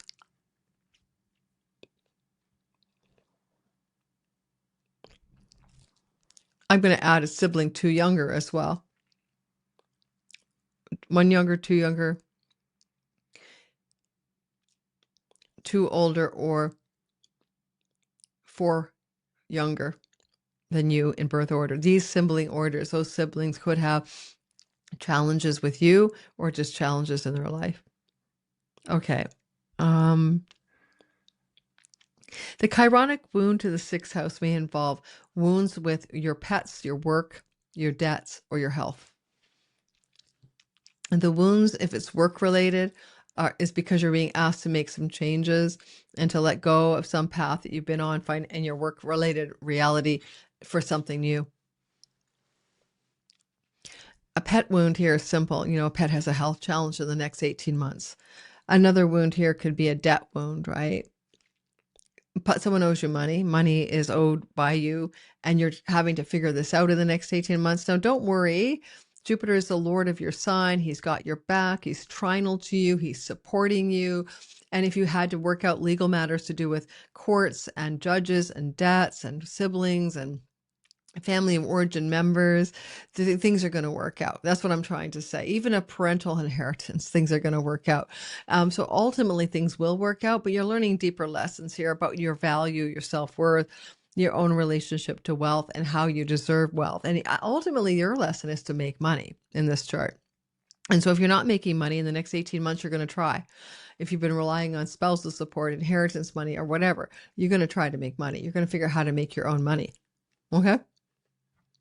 Let's move on. All right. If you are a Capricorn sun, moon, and rising, the next 18 months brings a wave of fated change in your money axis. Right here. The North Node wants to increase the money you possess and the earnings you have. And by March of 2028, you might have more money in your wallet, pocketbook, savings account. Pluto is wealth. Juno is partnership. Now you might have more wealth because of a business partnership arrangement, more wealth because of a marriage partnership. You may have made some deals and that brings you more money because you're partnered up with some other thing, entity, person. Now, more money, more worldly success, more power, more riches, sure. But the South Node is also indicating another axis of money story, and that is about what we let go of, letting go of the spousal support, the inheritance money, releasing, surrendering, and letting go of anything to do with passive income that just you're sort of relying on that, dividend check, and that's all you've got. This is different. And this is a generation movement toward an activity of creating money. So that's a whole different ball game than having money that you're living off of. And this is a diminishing of that money. It would indicate that, say you had a big chunk of money that you were, living off of, maybe that's diminishing. Maybe that stockpile is going down. And you're going to have to look towards increasing your money in some way, making money, revenue, earnings, job, okay, that kind of thing. I mean, you've been through this kind of cycle, December of 2007, August of 2009, May of 89 to November of 1990, and November of 1970 to April of 72. Those are kinds of times that are similar on the money front. This one's a bit different. Jupiter is still a good guy. In your 8th house, he can bring a chunk of inheritance. He can bring it from the exaltation of your 7th, money coming from a spouse, a divorce settlement, money coming from your in-laws, money coming from a wealthy partner, money coming from your siblings, three older or 3 younger than you. Yet, the 18 months ahead really pushes you to make more, to increase the actual stockpile somehow. And usually the North Node here puts us in the mode of adding more money through various mechanisms. It can, like if you were a personal income tax level, you might incorporate and save money, but you're going to increase the amount of money you can preserve as opposed to the diminishing of this money. And often it seems like people make money here. They start working in some revenue generating way. So the next 18 months could open up revenue generation and ways to make money. There is a square to Chiron in your 5th house, and there may be a chironic wound that's being activated on the financial front regarding romantic love, regarding your children, regarding entrepreneurial business and creativity, and you're having to deal with how to heal that. And it kind of bakes in 18 months of really parsing your values, your worth, your money, your resources vis-a-vis your children, your romantic love partner, even Jupiter says a marriage partner, and your own fiscal duties as well.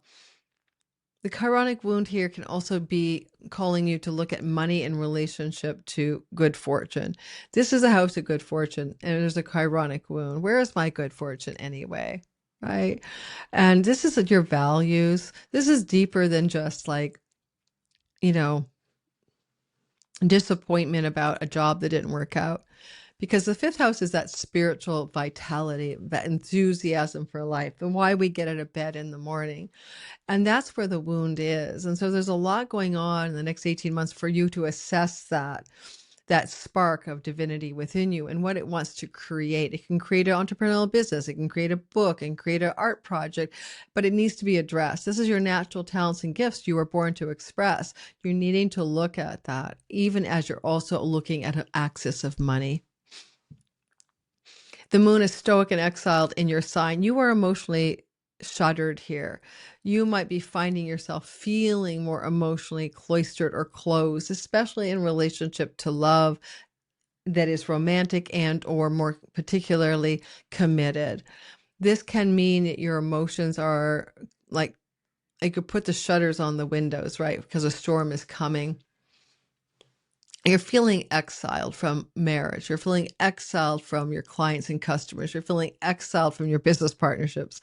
And that feeling of being exiled is dominating the ingress. So it could indicate a kind of tonal quality the next 18 months. Now, it could also mean you want to be alone. Capricorn is one of the loner energies, a Saturnian sign. And Saturn is in Aries at the time of the ingress. So that's the fourth house. You might want to be alone at home alone, to have your own home space. Doesn't mean you won't date, doesn't mean you don't have a long-term partner, but you're preferring home alone rather than cohabitation. And because of the way this chart looks with the Jupiter South Node, Hygeia Sun, if you don't have an inheritance from a male figure in your family of origin coming in, and you may also be going through a divorce settlement. Okay? If you already have fiscal responsibilities in a divorce, like alimony and spousal support stuff, this is reducing that. You might have a reduction of payments of parental or spousal support over the next 18 months. All right, good luck with that, Capricorns. Let me know how it goes. Don't forget to like and subscribe. Okay, Aquarius, sun, moon, and rising sign. The sky tells me that you are going through a massive archetypal spinning of your wheel of fortune in the next 18 months, unlike anything you've ever seen in this life. Of course, I am one of you. I'm pretty jazzed about it. Because we have Pluto here and we have Jupiter South Node, this is really rare. Yeah, you can kind of compare this to August to November of 1990 when we both had Jupiter and the South Node here. Otherwise, there's not a lot to compare it to, all right? I didn't really like the 1990 time frame. Oh, well, I hadn't moved to DC yet. I think that was in 91. I was still in New York City. I was letting go of New York, but whatever. This whole story here is about the destined, fated intersection of past life connections in committed long-term love. If you are single, then in the 18 months that follows this ingress, you might come into a powerful, brand new and exciting relationship. And you may also encounter gurus and spiritual teachers that are fated and destined to come your way and to deliver teachings to you. And if you are in a relationship, your regular Joe, your partner, your marriage partner, may be going through a health problem, Hygeia, vitality, sun, South Node. The next 18 months, for those of you who are married, can mean that your partner is going to go through some difficulties. Maybe it's emotional, physical, spiritual, or health, but there's a health issue going on there for them. At any level, I don't know what it is. They may be wanting to let go, and they may want to let go of you. So if you're already in a relationship, Aquarius, then your partner may be looking at the door, eyeing a get out of dodge strategy, lawyering up on the legal front. I can't make everything happy. Sometimes this kind of thing happens. If your marriage is solid, please ignore this, okay? I'm not trying to cast a curse on you. You'd have a sense of this already being true. Okay, so astrology is not about to override what you know. It's just showing you what you probably already suspect, all right? Now, having this Jupiter in your seventh house, the idea here is that there is a huge amount of luck here. Because this is your audience, your marketplace, your clients, your customers, your the public, 10 houses from the 10th, the public house. This is where you're going to have some luck. This is growth, expansion, luck. Jupiter's blessing you. It blessed me. I'm on Amelia Ortez soon. I was on Amrit Sendu. Jupiter's been here since the end of June. But now that the South Node is here, there's a new flavor. It can bring sort of destined spiritual influence over the public, or you have a spiritual people showing up in your life that are Jupiterian, wise, knowledgeable, spiritually deep, and those people are coming in. And with Jupiter ruling your money house, there can be a lucky increase in money connected to your marketplace and your public, okay? Jupiter also is the ruler of your 11th house of career gains, wishes, hopes, and dreams, and there may be destined changes that are positive there as well. You notice that the North Node is increasing you, and you've been increased before. You are wanting to experience this intensity of volume up on your Aquarius Sun, career, Aquarius Moon, your emotions and your nest and your home, Aquarius Sun, dad figures, Aquarius Moon, mom figures, Aquarius rising, your character in the simulation. Obviously, eclipses to the sun and moon, which are going to happen when the nodes are here, can indicate major changes in the lives of your parents, moon, mother, right, son, father.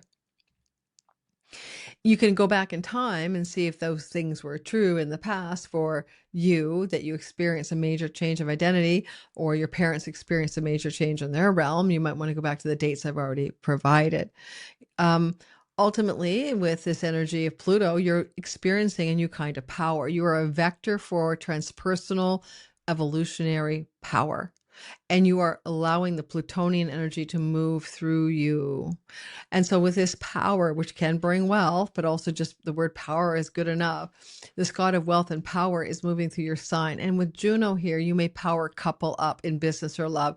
You may choose to want to be identified as a power couple. And in the 18 months that follow, you may be in a new relationship, or your existing one suddenly levels up in some way that you feel good about. Like, we're a power couple. We're a wealth couple, that kind of thing. Now, when the North Node is in your sign, there's an impulse to maybe overstep your own abilities to succeed at something that you're wanting to focus on. Because the North Node has that like kind of chicken with its head off vibe. So this is where you have to be more careful that in the quest for this power, whatever that looks like, that you don't overdo it, because you'll deplete yourself, right? That's a depletion recipe for you.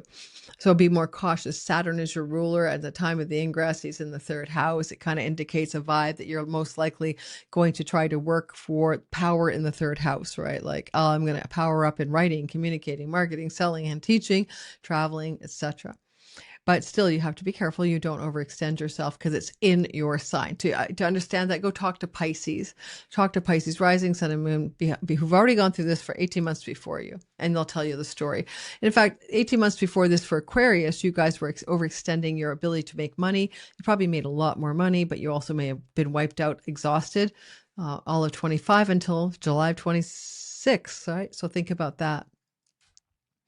Chiron is square the ingress. The next 18 months, square the ingress, is baking in a vibe that you could find yourself in a chironic wound connected to your home.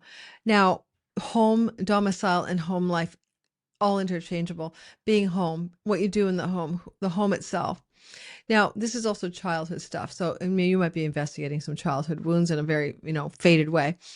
But more importantly, I want you to think about whether you want to change your home, because the nodes are squaring Chiron in the 4th house. There's a strong indication some of you may be thinking of a relocation. And that could indicate that maybe, since Venus is the ruler of that, and she's in Virgo at the time of the ingress, that some of you may want to also purchase a home. But whatever you're doing, there may be a relocation story in the 18 months that follow for some of you. And to relocate your home here, you want to feel like you belong where you live. You want to feel like this is the environment in which you choose your home. Maybe has a garden, maybe you feel safe, maybe you feel nurtured, and you belong there. Some of you may want to change your home and may move abroad. The moon is in the 12th house on the ingress. You might want to move to a distant shore. If you live on the west coast of your country, move to the east. But there may be a feeling that you want to move home to hometown, homeland, home base.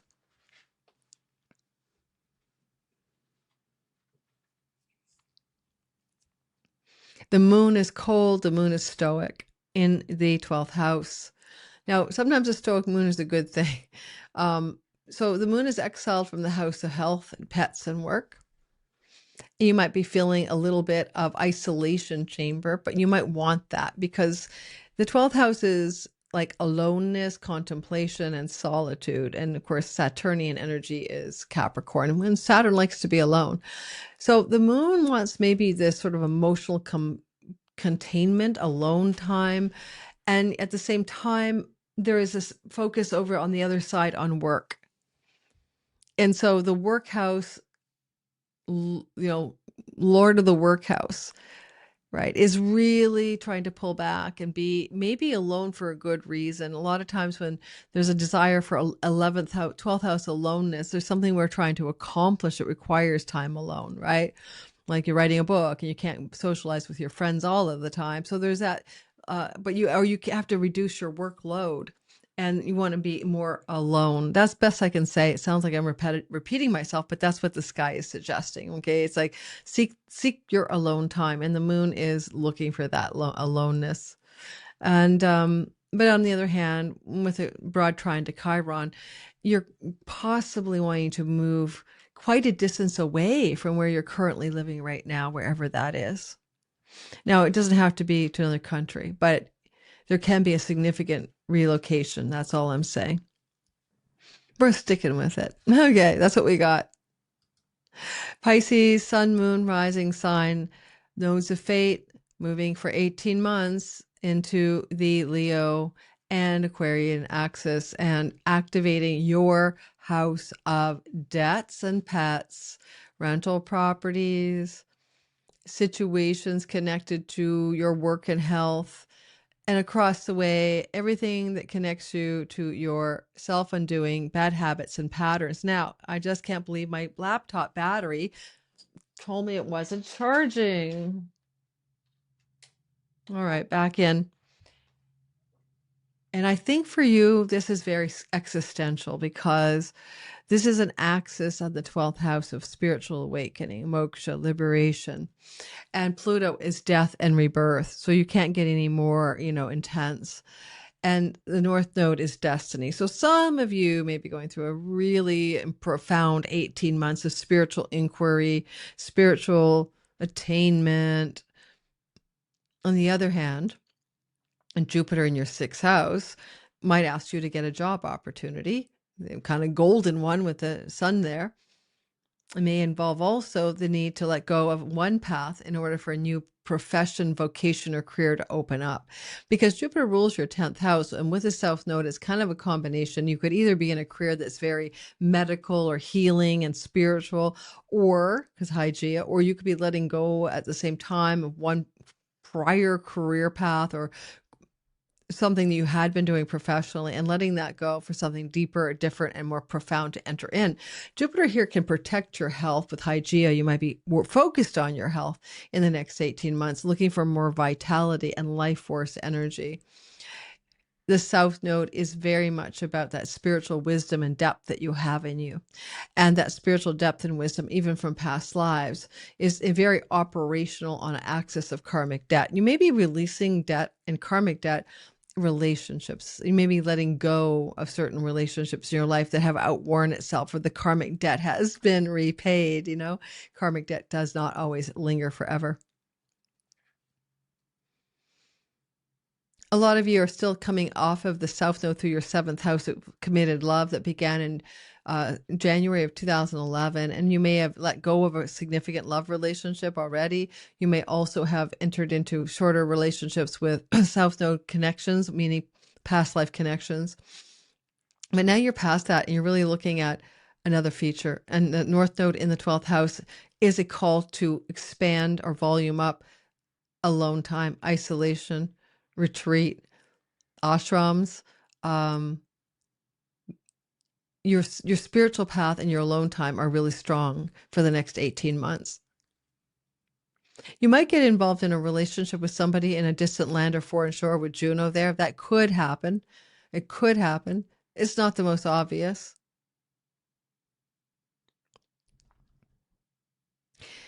If you have pets, of course, you know, Jupiter says more, like get a dog, get a cat, no, get 2 or 3.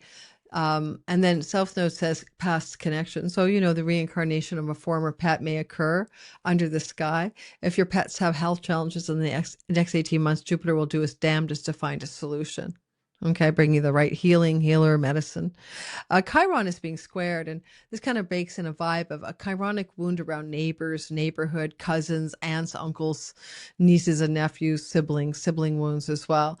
And so these things are being worked on, being addressed in the next 18 months, maybe even being healed with Hygeia, Chiron, healing a sibling wound.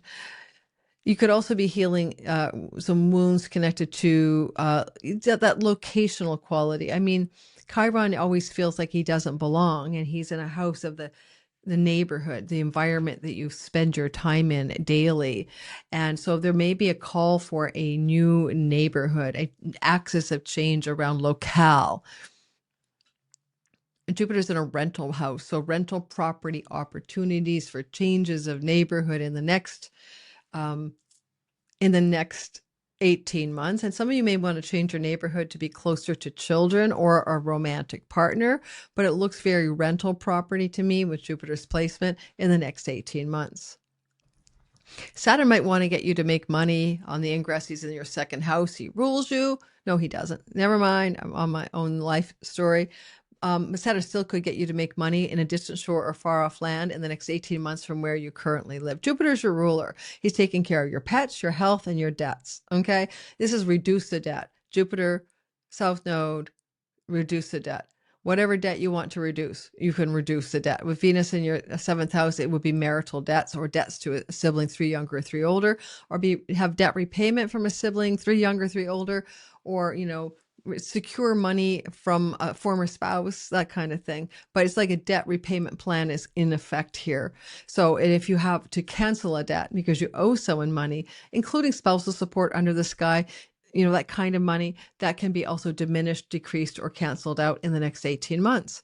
Finally, lastly, the Stoic moon in the 11th house of good spirit is like hanging in there, wishing she was down here having sex, fun, romance, play, and pleasure, creativity, entrepreneurship, wishes she was having fun doing all that good stuff, even, having babies if she wanted to. But no, that's not happening. She's not hanging out there. She's up here. This is the career gains house, long-range goals, dreams, and plans, Stoic exile. I'm going to work on those long-range goals and plans. I'm going to work on my long-range dreams. I'm going to work on the gains of my career, and I'm going to be emotionally stoic. And I bring her up because, as I said, I mean, she's connected to the nodes of fate. And there's just something about maybe some of you are going to find yourself working more hard to achieve something and playing less, having less pleasure, fun, and enjoyment because there's some sense of work or responsibility that you have to take care of. You know, you did this before. If I didn't say it already, I don't remember. You got to go back to December of 2007 to August of 2009 and May of 89 to November of 1990 and 1970 to April of 1972. But it's not the same. We didn't have Chiron here. We didn't have Jupiter here. We didn't have Pluto here. I kind of think also, let me sit with this for you.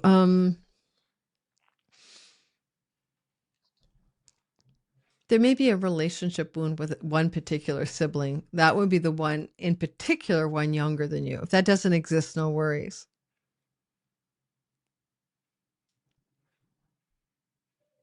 If Jupiter had his druthers, he's going to get you into a job or a work situation, and it may also involve a need to move your home. Okay, but that would be within the next 18 months. So I'm not promising that yesterday or tomorrow, but it is a longer range story. Okay, wishing you a Pisces is best here. I can't see anything else I need to talk to you about at this time. So we're going to roll out of this video now together. So don't forget to like and subscribe if you want to join me on Sky Reader. I'd love to see you on the 3rd week of September for 7th weeks in a row. And if it's too late for that because you're watching this video anytime during the year, I teach many different courses. We're going to be doing Codebreaker and Mapmaker, maybe a Rock Your Astrobiz. All of the courses I teach and stuff I do, LoriLothian.com is the main site these days. But any information you need to know, get on my mailing list, Cosmic Moonshine, where you'll always be abreast of the latest courses and special discounts as well for those courses. And lastly, but not leastly, I think right now we're going to add, Stella will add the quick 10-minute video of me talking about Sky Reader, showing you the website and all of that. So go ahead and check it out if that's your cup of tea. See you guys around. Enjoy the Nodes of Fate over 18 months in these new positions. Take care, and I'll see you on the next video.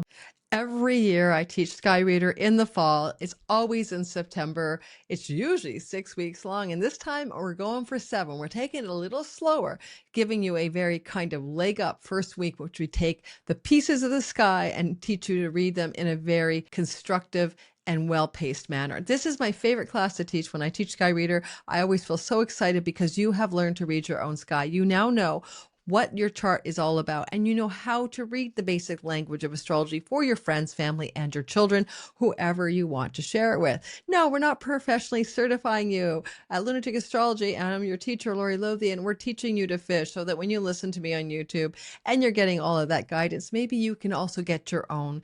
You know, we don't want to move against the sky. We want to move with the sky. We want to move in the area of our lives that brings us flow and ease, because the sky supports that. And by having a knowledge of what the sky is saying and relative to our own natal sky, we are able to operate at a new level. That level is about flow. It is about not arguing with what is happening and moving in the direction of what wants to happen. It is so darn simple. Life is full of ups and downs, but if you know that there's a swamp, 2 doors away, and if you walk that way, you're going to get stuck in quicksand, you can avoid that. If you go to the left instead of the right, there's a beautiful meadow with a lake. Why not take that path? The sky is always grabbing us. It's called the grahas, or the grabbers. The planetary planets, like where they're going in the sky, the transits, that moving heavens, the moving stars, the map of time is a map of where we should avoid getting stuck and where we may move forward with freedom. And the grabber part of planets is that they're almost like celestial teasers, right? They want to grab us and make us move in a direction. Sometimes it's not in our highest and best good. And I don't mean in a conscious, malefic way. I just mean you can take something like Neptune and make it all about transcendence and spiritual union and high creativity and imagination. And you can take it all the way down to drug addiction, and destitution maybe, and even things to do with mental challenges, health challenges. So you can operate at all levels of every planet. In Sky Reader, we show you your highest potential. Now, this is an introductory class. If you want to come to Sky Reader to be your own astrologer and time your best life, then you're coming because you are curious astrologically. You're not coming because you've already taken some heavyweight courses under your belt. You're coming because you've been listening to my channel or other astrologers, and you've always had a curiosity about learning, and you've always wanted to learn to read the sky, which is the map of time. So I'm hoping some of you will come join me there, because I've graduated hundreds of students so far, and the feedback is wonderful. And I invite all of my students, former, to come back every year and play around in redoing the course for 75% off, because I think the more you do it, the more you deepen it. We have guest teachers every year. When you join Sky Reader, you get the archived vault. In other words, you can go back and watch other guest classes in astrocartography, the astrology of relocation, and things to do with zodiacal releasing and more. We have these guest teachers coming in this year, are so much fun. We have a guest teacher about the love codes, Donnie Lim of astrology, learning to read your Venus story. We have a guest teacher coming in about medical or wellness astrology. We have another one showing us about how to choose the perfect day to do something, day and time to launch your website, get married. That's called electional astrology. We have what's your purpose, dharma kind of thing with another teacher. So what we're doing is we're giving you a lot of content. What you're doing is you're taking time to learn, but also to hold on to that content forever. It is evergreen. Once you have it, you never don't have it. If it's over your head at first, you won't be over your head when you take a second stab at it. Weekly Q&As, different time zones, so we can get people around the world in those Q&As. We alternate between evening and night every second week on Wednesday nights, and usually they're at 5:30 or 6 p.m. Pacific time. We also have the idea that the class itself is now happening at 9:30 a.m. in Pacific time on Saturday, starting on the 19th of September. So that's wonderful. We have a Facebook group and a Discord group that we have moderators running, where you can meet other people who are learning astrology, share your notes, and get to meet some new astrologically curious friends. Who knows? You might meet your soulmate there. And we're also taking you through a journey that is sequential. from learning to read the sky to being able to use two very profound timing tools to help you understand your reality and begin to move forward with ease and grace. The feedback from Sky Reader year after year has been phenomenal, and every time I teach it, I learn to make it more simple, more well-paced, and more easy for you to grasp. So I'm in 7 years of doing this. I think I'm getting it down finally to a fine art thanks to you guys. I'm going to show you the website just so you see what it looks like. I'm now moving most of my content to lorilothian.com. It used to be somewhere else at Padaya. If you're there already, nothing is taken away from you. At this point, though, I'll show you the new website so you can take a gander at what the sky looks like over there, what my site looks like. And I hope to see some of you in class. I always say this, and I'm not making this up. You might probably think, oh, that's a sales pitch. Oh, I might not teach this next year. That's not true. I always wonder if I'm just going to retire and start to write books. And my agent wants me to write a book. And so I have a lot on my plate to get done in this life. Legacy is to leave a book behind. So for me, when I say I may not teach this next year, Lori may not teach this next year. Okay. All right. So this is the website, lorilothian.com. If you go /sky-reader, you'll be at the introduction to the course and the enrollment page. We're on a discount code right now until the end of July. Well, it's not a code, it's just a discount. There's 40% off the full price. And then in August, depending on when you hear this, there'll be another lower price, not as discounted as July's early enrollment price, but by September, it will go to full price. So make sure that you get in this class with a discount if that's something you're looking for. So you can see this beautiful website was created by my team. I think it's gorgeous. Learn to read your sky. And then there's a preview of what we have going on. So when you get into the course backdrop and you're there, you're going to have like stuff already waiting for you, a little tutorial on how to cast your chart in whole sign houses, free minis of the 12 houses PDF. And I have what I call your Astro Toolkit. I'm always adding more stuff to that toolkit. You don't need a professional software. You can use Astrocom, astro-seek.com, time passages. These are free softwares. This is not requiring you to purchase professional software in order to learn in my course. And you'll see that we have the toolkit here. These are elements that go in, how to cast your chart in whole sign houses. These are already in the back end of the program. Your cheat sheet pack, 12 signs, 12 houses guide. This is just learning tools. This is all going to help you learn. For most classes, I'll be putting together a handbook to help guide you through each class, which is new this year, kind of a prompts, a questions, things to fill out so that you can use it as a kind of self-study tool. Just print it out on a PDF on a computer. I'll aim to keep it black and white, of course, so you don't have to worry about color. And then we see that the Astrology 101 is we set you up really slowly. I call it the slow start, where we're really going to build the basic building blocks together so that when you come off of week one, you are like someone who went to kindergarten to learn the alphabet. You're going to have the basics in your toolkit, in your understanding already. And then we talk about the various parts of the sky, the big four, the 12 houses, dignity matters. Planets have dignity. You want to understand that. Otherwise, there's nothing you're going to understand without that. Dignity matters. We're also using whole sign houses, and this is ancient Hellenistic astrology. The focus will not be on the outer planets because we can't use them as time lords. And so it's not that there's anything wrong with the outer planets, but they're not good for timing your best life. Unless you want to live 248 years, says Pluto, 164 years, says Neptune, or 84 years, says Uranus. They're not the most timely tools, right? Solar returns is one of the things we do, and we learn about the perfection ages.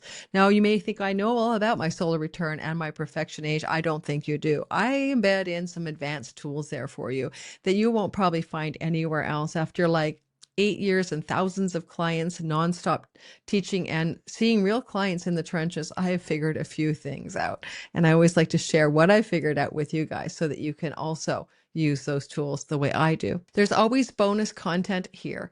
And so you get from me, not to use until you've taken Sky Reader, the birthday chart advanced course as your solar return, the annual perfections advanced course, and how to find people in your chart. Where's my mom? Where's my kids? Where's my husband? Where's my siblings? How to find the planets that represent those people in your chart. That is also a part of a course that I've taught that I give you as a part of your bonus toolkit. Okay, so I hope you guys will go over. I hope you'll have fun if you come to study with me. I would love to see you there. When I talk about teaching, without a doubt, it is my favorite thing to do. It gives me a joy, actually. I remember years ago, I went to see a psychic reader, in Coquitlam, Canada. That's outside of Vancouver. She looked at me as I walked in the room. This is like 15 years ago. And she said, teacher, teacher, teacher, you are a teacher. At the time, I was a magazine editor and a writer, and I had no idea what she was talking about. And look at her today. She was right 15 years later. That is my passion. That is what I do. Hope you'll join me. I'll see you guys in Sky Reader, and let's have some fun learning together. Everyone have a very good, wherever you are, day, month, or year. Lunatic astrology.